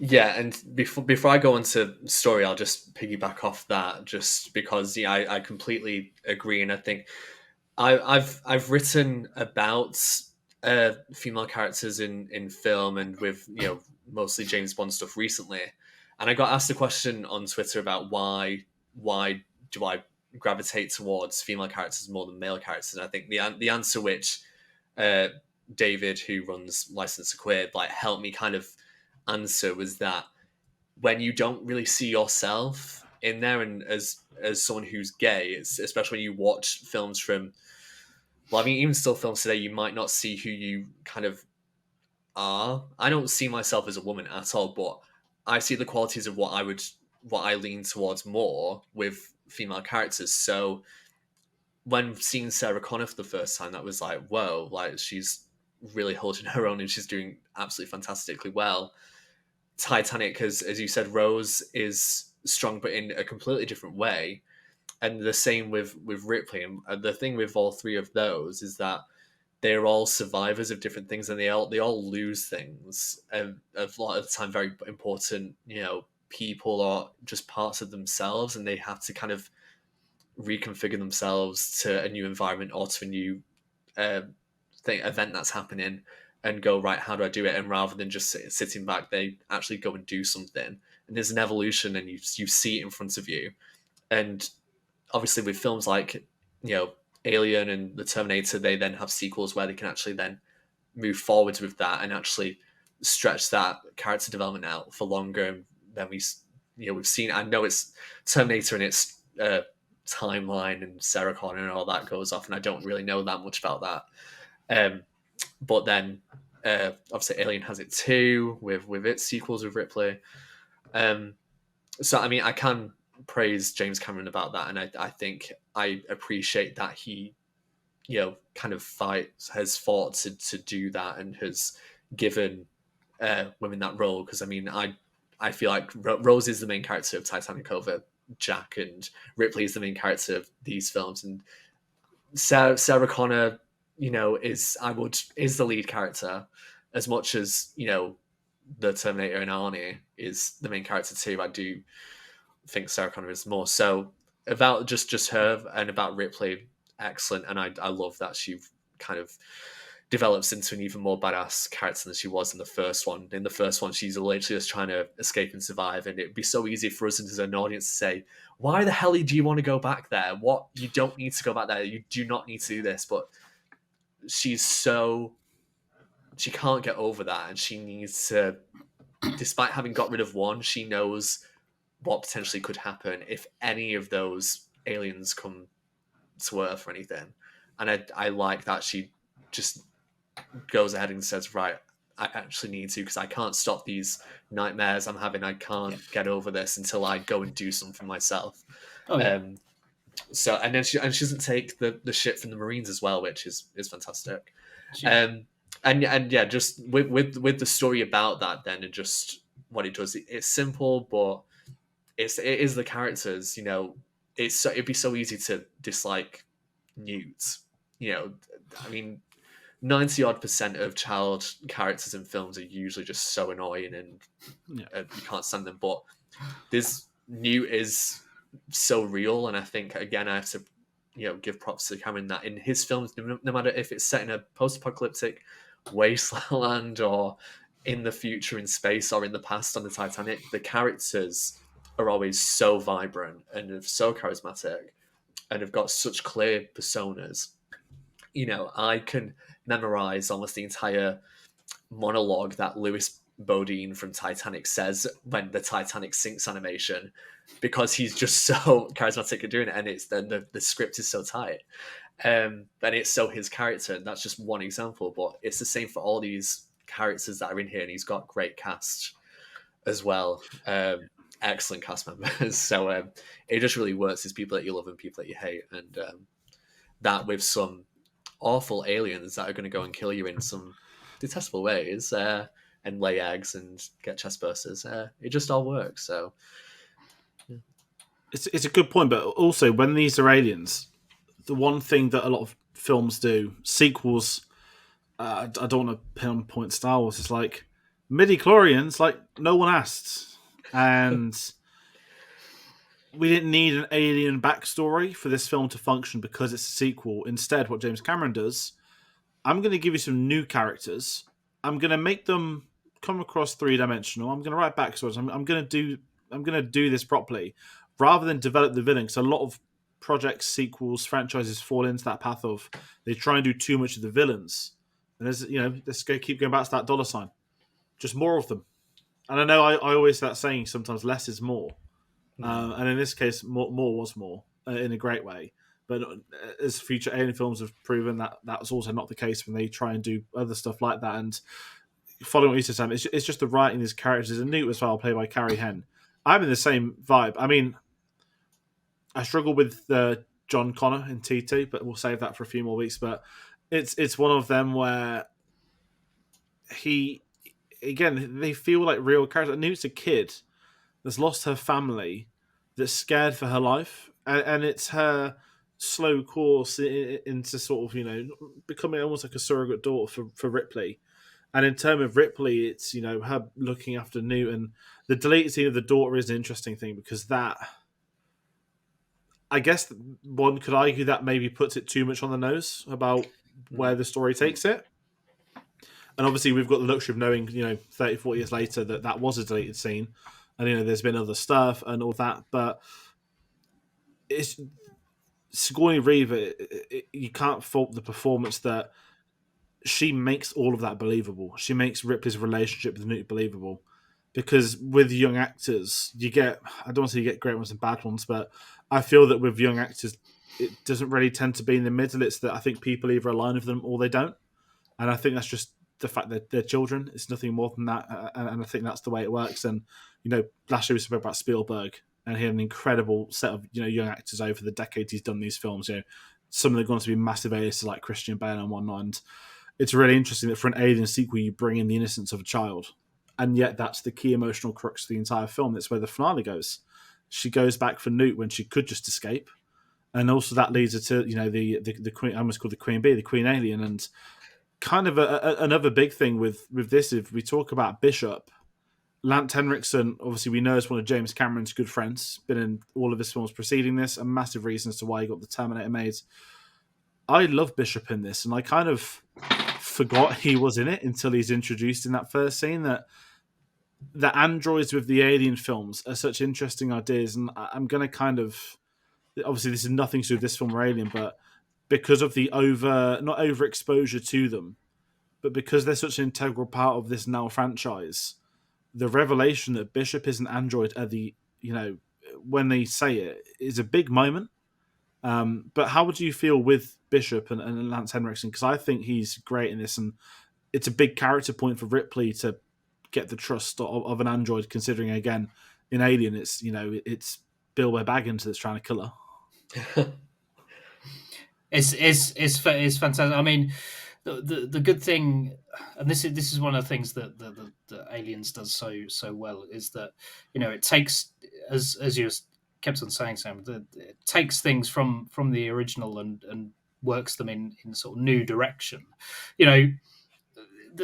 It could have completely gone in the same direction. The android kills everybody. No, that doesn't happen. It could have answered a load of questions that didn't need to be answered about where the aliens came from. No, doesn't do that. It just adds more of them and gives you a sense of sort of the hierarchical structure of it, but doesn't overtly say this is where they're from, this is how they got there, blah, blah, blah, blah, blah. So it's just detrimental, and no one cares.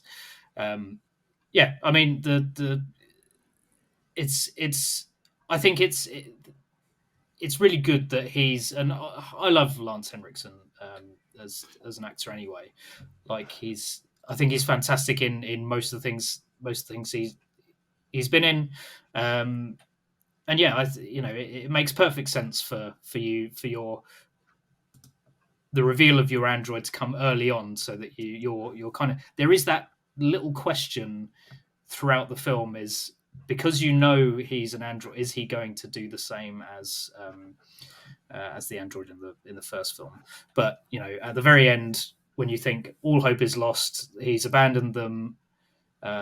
He comes swooping down on the chariot and saves, well, inadvertently saves them from the massive explosion.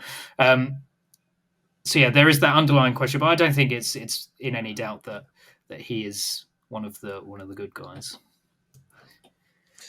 Yeah, I think that the use of Ash in the first film and the kind of revelation kind of did what it needed to do, and there was absolutely no need to kind of do anything like that again, because it just would have been weaker. I feel like Cameron probably just knew that was what it was going to get out of it in terms of like a punch. So we can either try and do something similar, which is not going to work as well, or we twist it, we reveal it early, have this distrust between Ripley and Bishop, and then have him be one of the sole survivors who rescues her. A complete 180. Because, I mean, Ash really is, he is such a bastard. Like, he really is, and it's just... I completely understand Ripley's point of view, but I think that again helps with the time jump, that it could make sense that technology has advanced further to the point where androids don't have that anymore, that they're not going to be just programmed and that's going to be it. So yeah, I love that. And Lance Henriksen, I've only seen, again, Scream 3. He's in that. He's not in it for long enough. Very interesting character anyway. There's some art imitating life, I'll just say that anyway. And I found out he was also the voice of Kerchak in Tarzan, which I had no idea about. I've not seen that film in years, but now that I've found that out, I'm like, oh god, it is, because he's got an excellent voice. I think he actually voiced in Call of Duty as well. Shepard. Yeah, and I think I watched, not to talk about Alien 3 too much, but because I watched that, and when I heard his voice through the animatronic Bishop that they had, it does make you feel like Bishop is alive. Like there's such a richness there. So yeah, I love his portrayal, and I'm really glad that he got to get through this film, and that he was the one to really help save the day. No, absolutely, and I think it's great as well that Cameron, as much as what we spoke about earlier and what was said, Lance Henriksen put a lot on the line for him for his career, and Cameron was putting him in his films and keeping him in them, and they've remained close friends. So that's a massive part, and I think the Bishop role was great in this. I love how I guess it's more of anything, but I just the blood that's like milk, which is disgusting, and all that sort of stuff, but it stands out, right? That how boring would it be if it was just like a Terminator skin underneath, the androids in these. It's such a unique design, and it's so strange, but works. And it is scary as well. Like in a way, when you see Ash get ripped apart in the first film, that's scary when you see it. So the shock of seeing that happen properly at the end of Aliens with Bishop is awful because it's the same thing but twisting it on its head, and rather than kind of cheering for it but also being horrified, you're horrified in a completely different way because you don't want it to happen. And he saves Newt's life whilst he's half there, which is great. That's how Darth Maul survived too. We've been going almost an hour and a half. We've still got another bit. We're going to talk about the Colonial Marines, and I don't want to do anything just disservice, but obviously there's a couple of favourites in there. I'm just going to immediately talk about Hudson, played by Bill Paxton. One of the absolute icons of cinema. I think one of the most underrated character actors that we've had in many years, and every time he's had this incredible charismatic screen presence. There's a reason everyone goes back to Hudson for almost every performance of his. And he is just so great. And it's even when you find out that a lot of it was improv, and that he didn't think on set his improv was any good, is kind of the most devastating factor from this, because game over, man. Like, no one would ever assume that originated from a film, not a PlayStation game or something, wouldn't it? But it was just so great that we had him in this. And even today, like, Hudson's death is, I don't want to say the most shocking, but you kind of think like, could he be back? Could he be there when they take him away at the end? And obviously he never is, and then they nuke what's left of the planet. So he's obviously not there anymore. But the Colonial Marines add chemistry to the entire film. They feel like real soldiers and real people in this, and some of the background is incredible. They were trained by the SAS when shooting started, and as you know, the SAS is it's pretty much the British Secret Service to a point. Like, they're elite force of like the army. So the way I've always envisioned it is between army and spies as such. It's like the Black Force teams, but the fact that they got trained by them is insane.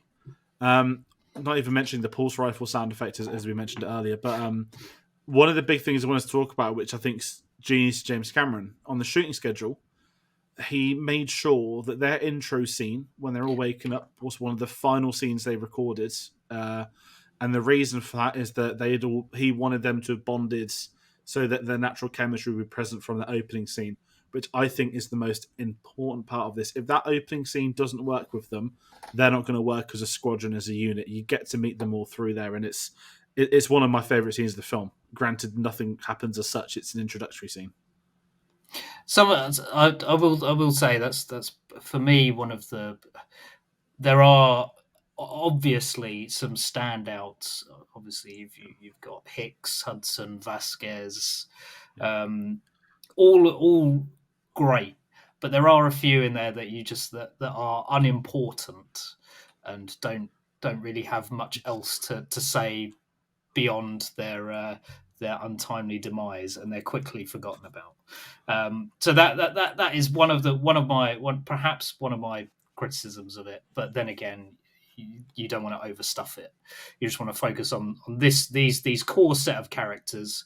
Obviously, the squad is there to facilitate those core characters getting to the point that they are later on in the film, where they're isolated, alone, without heavy weapons, without the backup. But yeah, I mean, some of them are incredibly memorable, and yeah, they just make the film so much more fun. Yeah, it's interesting, I think, to have them in the first place. I mean, it'd be so easy to just focus on one or two and then just have the rest be background characters. But and even though many of them still are, they get at least one or maybe two lines in to kind of at least so the audience get a grasp of maybe what their personality is or whatever. But I mean, a lot of them are fairly just it's just generic. I'm cocky. I'm a badass. I do this. This is my job. I'm good at it. Why are we going here? It's going to be a cakewalk. Um, but he needs to do that because you kind of need to then do a 180 again and show, oh, they've never ever faced a threat like this, and they are dropping like flies. But it's great to see their tech as well, like them utilizing all these like different weapons and machinery, and just how utterly screwed over they are despite all of that. Yet you have Ripley come in with literally no leadership of them, and never knowing them before, and just go, right, well, I'm taking over. And by the end, the survivors are listening to her, which I think is quite admirable of the Marines to do so. Also, I can't. Is it Carter Burke, who's the Wayland Yutani person? I've got to mention him with this as well because obviously he's traveling with them, and he is scum. I found it actually sad that he doesn't get a worse death because he's such. There's many words I could say. I'm not going to do it, but I just feel like the aliens are one thing, but because they lack personalities, and they're very much you explode 5 of them and it just that is what it is, and you can't hate them as much as you hate an actual human who's willing to sacrifice so much and willing to lock 2 people, including a child, in a room to get a face hugger on them, and it's just. I hate it. That frustrates me so much, and I'm so glad that the rest of the survivors just immediately like call him out on his crap. Yeah, and that Hicks, he's really all for supporting her. Like I think he understands, and I think that's why I love his character. And again, why it's such a shame that he doesn't get a proper follow up and proper exit from the series. Yeah. But it is what it is. Yeah, I just can't complain about the characters. I think again across the board, excellent job, and Hudson is hilarious, so funny, and that's kind of it. And I mean, with Hudson, I believe that Bill Paxton thought he was only comic relief, and that only until he saw the film did he realize that actually he brings in not necessarily comic relief, but it's like I envision it as the reality of the situation that. There's this poor fella in the Marines that's just not cut out to be one, but he gains his courage, and I think his character arc itself is great, and it's just amazing with him in this film, and it's a shame that we lost him so early as well. And as we said, that those Marines they go a long way, and I think making aliens stand out from the others is because a team like that exists within them, and my disappointment of the game will never be undone. I think I played 30 minutes and literally got rid of it. It was one of those games where you'd pre-order and pay for stuff in advance, and this is before I knew of embargoes. The review embargo for a game was the day of release. That's rarer for games than it even is for films. And I had this collector's edition pre-order box set come, and it was just so bad. Like yes, you had a pulse rifle. Yes, it worked. It sounded great, but you'd shoot one alien and they were dead, and they wouldn't even. It'd be like playing Call of Duty first-person shooter. It's just terrible. Sorry, I'm moaning because it was called Turning on Marines, and it could have been great. Although I will say, just really quickly, I forgot to mention. I mean, talk about strong females. I mean, Vasquez is a badass as well, and goes out like a badass. And I just had to mention that as well because she really goes for it, and I appreciate that, and I appreciate that relationship. I can't remember the other character's name, unfortunately, but. He had bleach blonde hair, didn't he? And the guy with scar. They had that weird friendship, and I don't know whether there was like something else there, but it was definitely a sense of we respect each other, we're good together, and so for her to lose him, and then she's obviously upset, but she just kind of gets it under control and moves on. But she had that moment of vulnerability there where she's at the door, she wants Sin to get in. But no, just loved her exit scene anyway. Well, They feel like I mean, Marines. Oh, sorry, Tom. so, sorry, I was just gonna sort of jump in and say there is something to be said that that all these characters have or are facing trauma in their situations. Newt lost both her parents and her brother.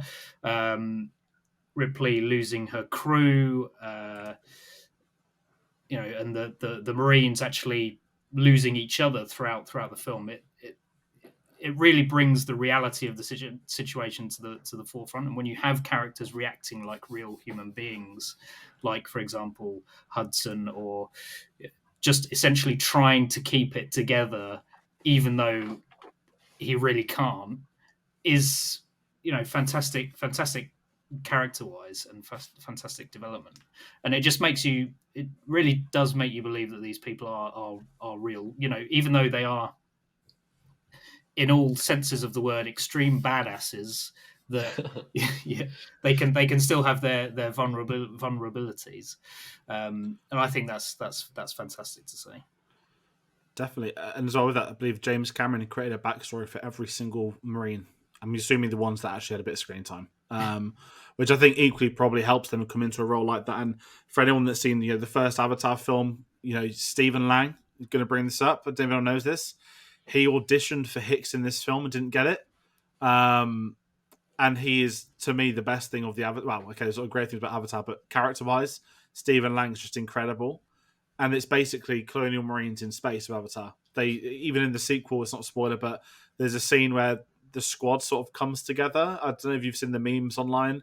There's like a blue Avatar guy with sunglasses, and it's, we know where was he on January the 6th, if anyone knows about all that stuff. And it's just what James Cameron knows how to do with military squads. He makes them work, and he does it again in Avatar. He does it again in Avatar 2, and they're all blue. Go if you haven't. I know you haven't seen it, but yeah, it's just the January the 6th alien guy. You all know what I mean if you've seen the film.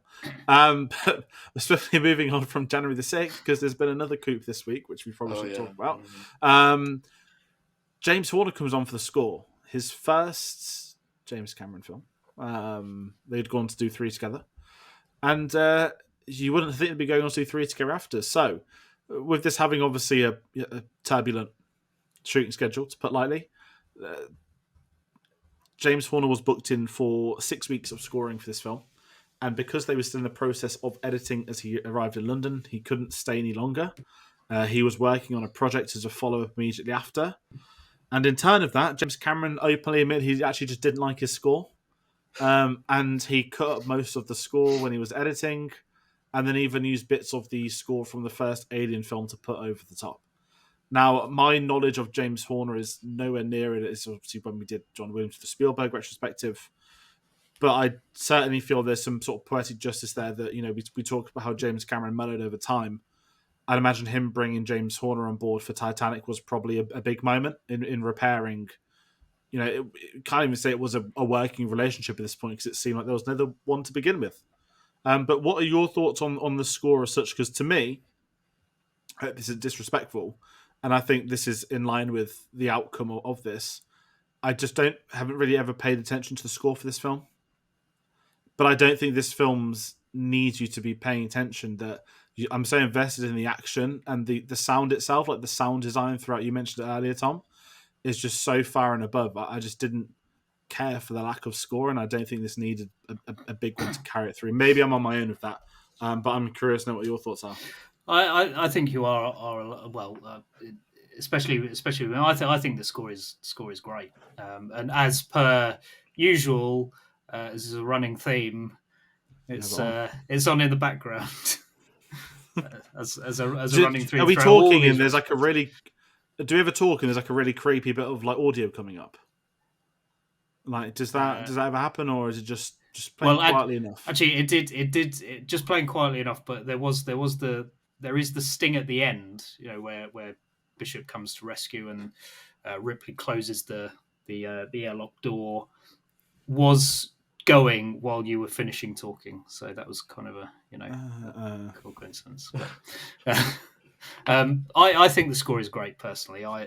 It uses similar stings to the original.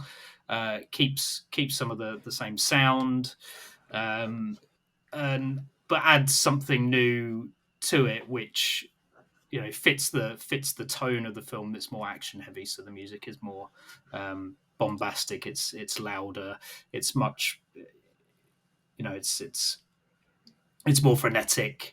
I think it works, and there are some of the tracks aren't necessarily memorable, but there are some great stings in there, and I think it fits the film perfectly. That's just my opinion.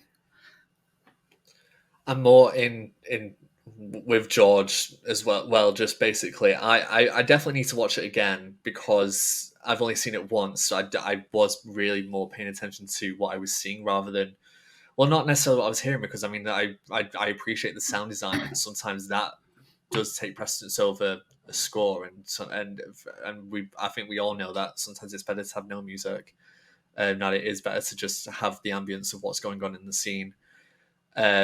James Horner is really talented though, and he's done so many great scores for films, many childhood favorites as well.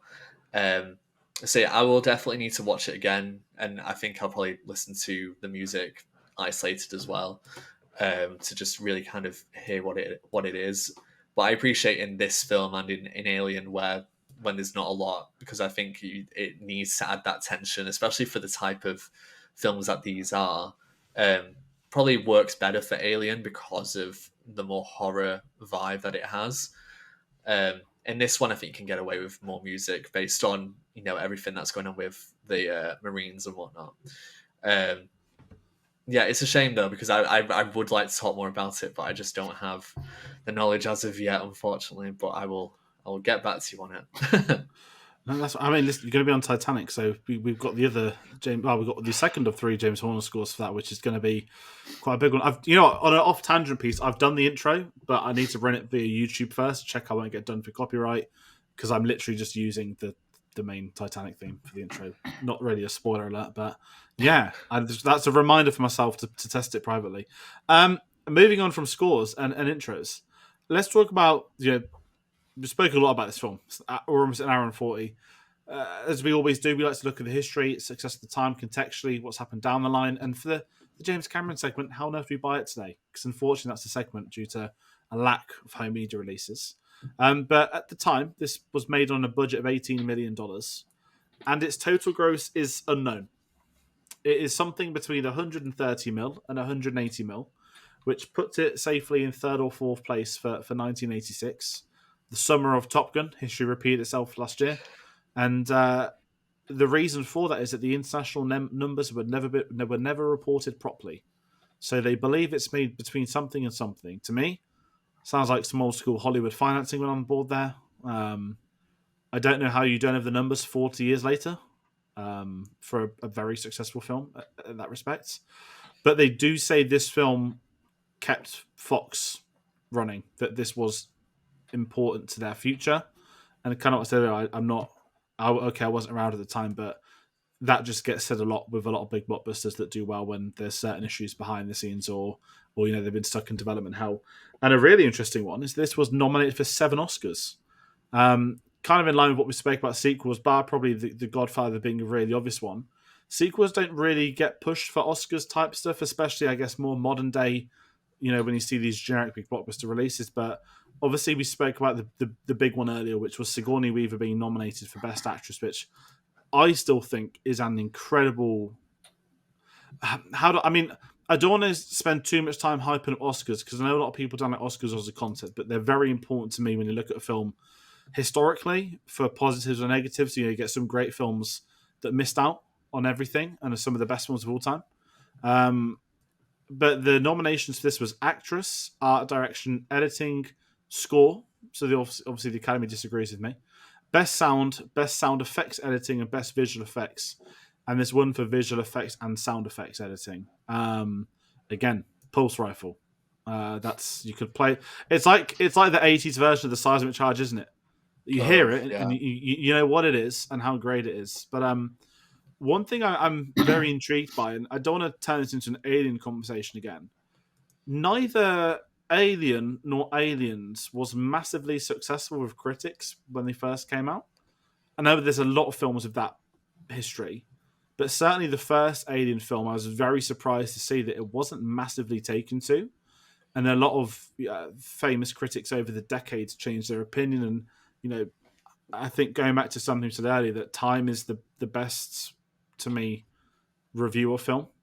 How you speak about a film 10, 20, 30 years later is so much more important to how you speak about it in terms of it being a box office success or being nominated for Oscars. How many films that won Best Film at the Oscars has never been mentioned in a singular sentence since the day after that ceremony's been and gone? And I find it really interesting that Alien and Aliens didn't have the most successful of those things. Not that ultimately a critic's opinion. Actually, I'm going to pose this to you guys. And it's not meant to be a dumb answer, but are critics important for film? Because people say they aren't, people say they are. For me personally, I believe they are. They serve as a function. But I certainly believe certain over-reliances on them and things like Rotten Tomatoes have spiraled the importance of what a critic is way past it ever was. Very different tangent to talking about Aliens, sorry, but I just sort of thought of that on the spot. It's a double-edged sword, I think, because on the one hand, no, they aren't important to an audience's enjoyment of the film, but yes, they are, because they can look at things more critically and analyze a film in more detail than a general audience member can, and you'll pick up more things about the story, and depending on if they're a good critic or not, you'll pick up some more sort of hidden gems and more of the themes of stories and the subject matter of stories and things like that from watching or from reading a critic's review. But I don't think they're important for an audience's overall enjoyment. Yeah, I agree as well. I think, but I also think it's very much down to the critic, and it's so. Yeah. It varies again with a number of factors, but I think some critics are actually more objective than others, and that's just plain and simple. But I think some let their own personal opinions on something flow into it, and I think for a critic review, I think it is also important to have that, because you want a personal touch. But at the end of the day, if you're speaking to a wide group of people, a wide audience, then every single person in that audience is not going to think the same as you. So I think it's important to have them and to show them, but it's down to us as audiences who read those to then take that and say, right, what do I do with that? Do I listen to that? Do I take it all on board? Do I want to form my own opinions? Do I even want to read that until after I've watched the film? Yeah. Which I know some people do as well. So I think there's so many different answers with it. Unfortunately, I would love to just give one answer and just say, oh, they're all terrible, you shouldn't listen to them. But I think it is important. And, we see that we want to know if something's not looking good. We don't want to put our money into something that is actually not doing well. But we can also say when studios don't allow for press screenings, that's a big sign, isn't it, that something's not going well. So yeah, it's a difficult answer, but I mean, I think at the end of the day, it's probably more important than not, because someone's going to speak about it, and it may as well be someone who's maybe trained to write about film. No, definitely. It's an interesting question to just check out. I know it's got nothing to do with this video, but it was just one. I'm so surprised that Alien had mixed reception. I know so many great films have, but that one. I can imagine that though. In '79, I think it's very bolted to do that, and to. In a way which again is very simple, it's very creepy, and I think in terms of sci-fi hadn't really caught up to that type of story. I think there've been a lot of creepy sci-fi stuff forever anyway, but I think because of how successful Star Wars was, I should say, and how, I don't want to say mainstream, but I feel like it kind of brought it to the forefront. To then have something that's just so kind of what I would envision as classic sci-fi horror, which I think Alien is. It could have been made in the 50s, and I kind of would have believed it. Take away some effects and whatnot. So yeah, I can understand that people might think, oh, this is just a niche. It is what it is. Some people like it, most people won't. I'll just brush it off to the side. Aliens, that's more surprising, I would say, because of what it's got behind it and what it does for Alien. Not that I think it elevates Alien, but it just adds to that mythos and ultimately creates the franchise. I don't know how much other things were done in between Alien and Aliens, like if there was any books or any sort of additional content about it. I'm going to presume if so, there wasn't a lot of it. You can't have this widely successful franchise without Aliens, and so the audience numbers at cinema speak for themselves, but we don't have the full numbers. So, but it clearly did well enough to warrant a next sequel. Yeah, I agree that is the more surprising aspect, because off the high of Star Wars, something exciting and new, and then you get to a slow sort of, I say, drab in the context of its sort of a slow burn, but you get to that and everyone's and I suppose the consensus being that everyone wants exciting sci-fi, and then you get Alien and it's just a bit slow and could potentially be boring for people. But yeah, I agree that the more surprising one is Aliens, because I would have thought after that people were on a would love more action in there, especially at the high in sort of the mid 80s when action films are really coming into their own. It is surprising. No, exactly. It's a really fascinating one, and I think kind of what you both said, that Aliens elevates Alien. Simple as that. To me, I'm not going to rank them or anything like that, but the two of them are at the top of the sci-fi tree. If you were going to do something like that, they both sit at the top. They complement one another. Aliens doesn't just rip off Alien. It's not doing the same thing. That could inherently make Alien look worse, and the fact they're so different yet so similar, I think, is how sequels should be, and it's full credit to James Cameron for that. But kind of segueing into the James Cameron segment, how can we buy it today? Because I can tell you this, you cannot buy Aliens on 4K Blu-ray. You can buy Alien 1 on 4K Blu-ray, but there is no box set to have the others. It's rumoured it's going to come out this year, as is every other James Cameron 4K film they keep talking about. But I'm going to go on a tangent. I'm sorry you both would hear this again.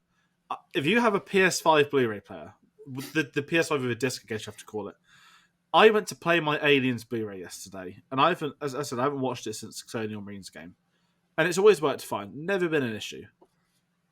For some reason, it wouldn't work with the PlayStation, and I was really perplexed. Like, if I damaged the disc, I'd be really pissed off. Is it the Blu-ray player playing up? I put another disc. It was fine. I did a bit of Googling. It turns out, by complete fluke, Reddit threads, everything,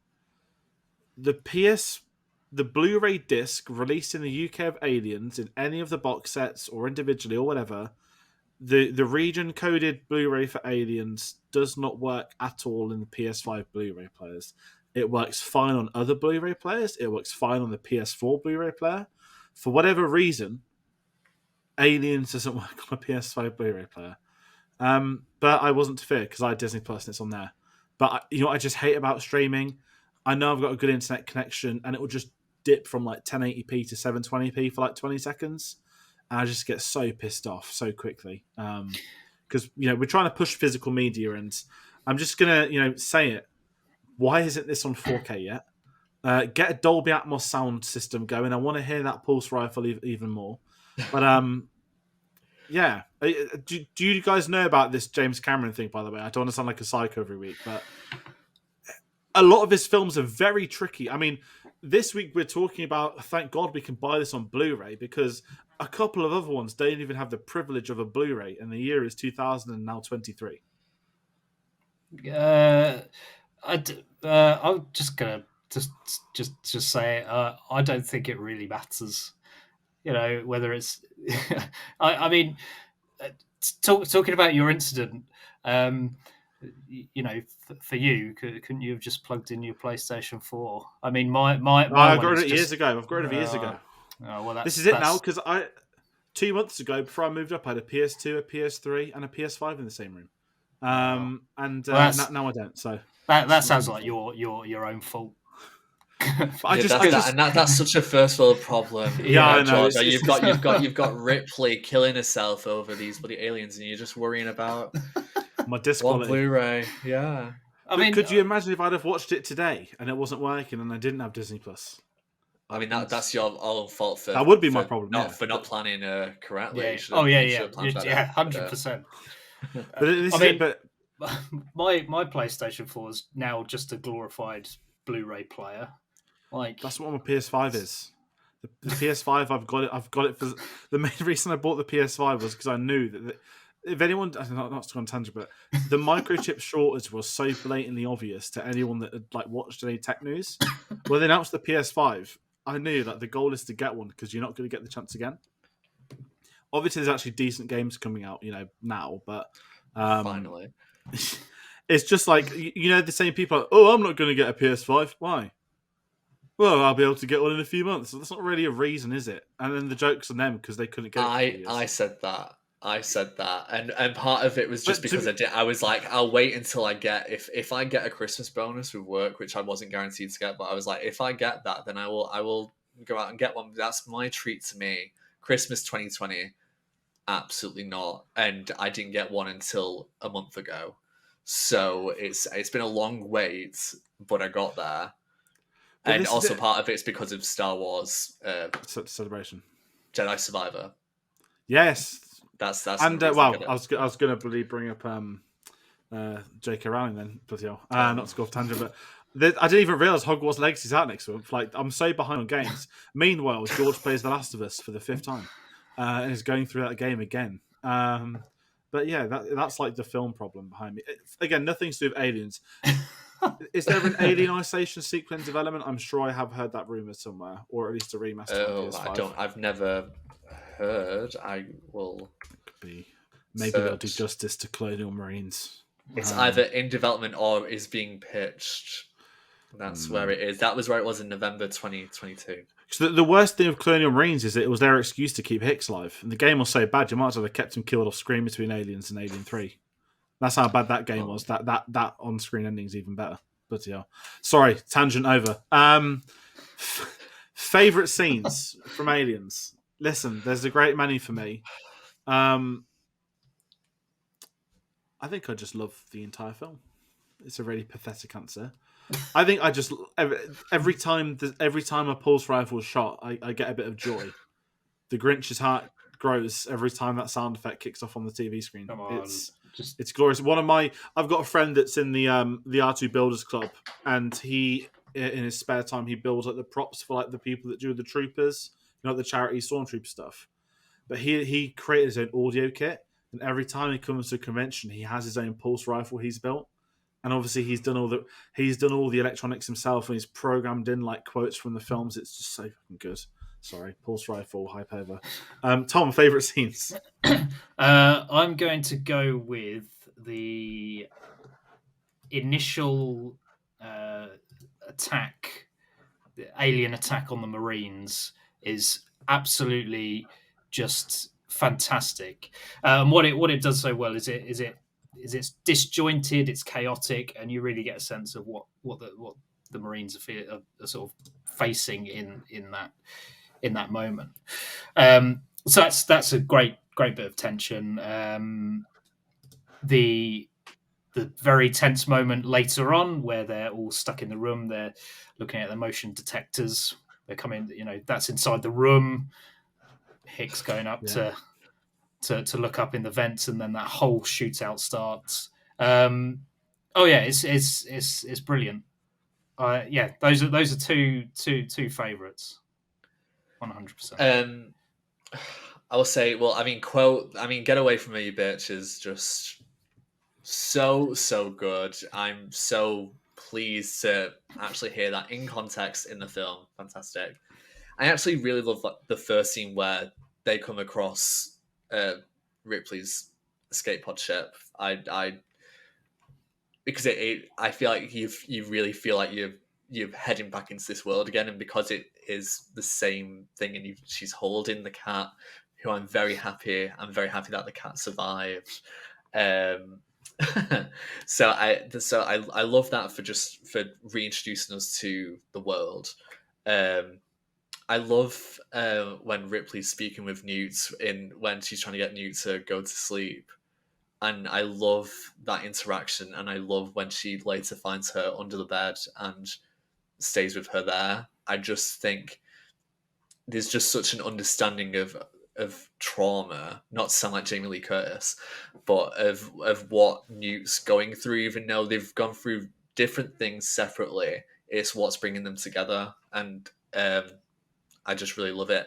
And then the introduction to the Marines when they wake up is lovely. I just think it's so awesome to just see them all and just like, who's she and why is she here? And then them all just like, one of them's just like immediately like, doing chin ups or whatever, pull ups. It's just really funny. But there's so many to choose from, really. There's excellent scenes everywhere. No, it's great, and I think that's what I kind of love about it as well. And if I head into my final thoughts on the film, it's just one of the best sci-fi films ever made. It's just as easy as that. One of my favorite action films, one of my favorite sci-fi films. You mix the two together, you get something like this, and I don't think there are other films like Aliens. I think it stands out by itself, and it's a credit to not just James Cameron for going and making this film against all odds with all the issues, but obviously a massive hand for Ridley Scott for doing that first film, for laying the template for James Cameron to build off. He knew exactly what he wanted to do, how he wanted to do it, and he 100% delivers within that. So I just absolutely love it. Is it my favourite James Cameron film? We'll find out in a couple of weeks. Because I think when we end the series, I'll probably just tweet my thoughts. There's only 9 films. There's no big video, people. But yeah, Aliens, what a film. I'm probably going to... I sound quite monotone at the moment. It's because I know I've been going almost 2 hours. And I've ruined it because I keep talking about pulse rifles now. So I'm just gonna hand over to Tom. Yeah, I mean, final thoughts. I absolutely love it. Both films, Alien and Aliens, are completely different, but you can't have one without the other. And this is absolutely up there with some of the great science fiction films, and for some of even in terms of setting up tropes and cliches, it's fantastic as well. Yeah, I love it. I still have my preference for and reverence for the first one, but it will always be something that I will love watching, no matter sort of what mood I'm in. It'll be either I just want to see some aliens get blown up, or in a sort of, and that'll cheer me up, or in a really down. I'll just stick on that to give us a lift. It's something I'll absolutely love for the rest of my life. Yeah, Aliens is, well, it deserves all the recognition that it has, that it continues to get. It's probably one of the all-time classics of the 80s, all-time classic sequels, probably in the top 5 sequels of all time. Amazing characters, a simple but very effective story, and just expands the world without really telling you everything. It shows you a lot of what it's doing, and it keeps its cards close to its chest as well, which is excellent, which it makes it such a jumping off point for future projects and media. And hopefully we'll actually get something excellent to follow up someday. But yeah, it's almost perfect to me, and there's room for improvement. It's not my favorite sci-fi. It's not my favorite 80s film. It's not my favorite, anything but I absolutely appreciate all the work that's gone into it, and objectively, I can see that without my own personal bias on certain things. So I'll just leave it at that. No, definitely is great to hear. And for everyone watching at home as well, please do follow Tom and Sam on their Twitters. We've got them going at the bottom below, at Films and Beer for Tom, at Samar_1995 for Sam. It's been a pleasure to get you both back on. I know we're going to have you on some more of these James Cameron episodes, because it's the James Cameron Retrospective. It's been great talking to you, Sam. The fact it was the first time you watched this film today, Tom, of your history with it. And for anyone curious, the record, I think Alien is probably the better film than Aliens, if I'm ending that on how I think. But it's like it could switch on a bad day, right? They're so different, but they're so complementary of each other that I think Aliens is the one I would watch more. But I think watching Alien on Sunday was just an experience within itself that I don't think is going to leave my head for a while, and I'd love to see it. I think the Prince Charles show it quite often, so I'll try and get down to see that on 35mm because I think they always show it on that format. Alien talk aside, we want to hear your thoughts. Please do let us know your thoughts on Aliens. It's been going 2 hours on this episode now, so we are curious to hear them, your thoughts, your history with it. Did you get to see this back in the 80s? I'd love to know what cinemas would have been like back then, seeing a film like this, the gap from the first to the second film, and then obviously everything that unfortunately followed after this one. So get involved. If you're a fan of James Cameron, do consider hitting that subscribe button. We've got a lot more films of his on the way. Next up is The Abyss. It's going to be going up on Wednesday, the 25th of January. That's going to be an exciting one. One I have not seen before, and I've heard a lot of stuff about, and one that I'm very, very familiar with one scene because of its groundbreaking visual effects. And we'll be moving into that territory to talk about James Cameron pushing the boundaries of not just his crew's mental health, but also the technical future of the film industry. And I butchered how I was meant to pronounce that last part because, yeah, why not? Next up, aside from that, we've got Terminator 2 Judgment Day. We've got True Lies. And then obviously we're going to end the series with Titanic. At the time of recording, they've dropped a Titanic 4K 3D mouthful trailer. That's obviously going to be in cinemas from the 10th of February. We believe IMAX as well. It has not been confirmed if it's in high frame rates, but there is a new poster and everything is out today. So we're going to be building up to that. And as we say every week, if you want to check out our Avatar reviews, they are on the playlist on the channel homepage. So yeah, that's gonna round this out. Thank you both for taking time out of your day to join me on this. It's been a bit of a longer one. It's been great. We've gone almost the length of the film, but only just over the halfway point of Avatar: The Way of Water. So thank you all for watching. Take care. I'll see you on the next one.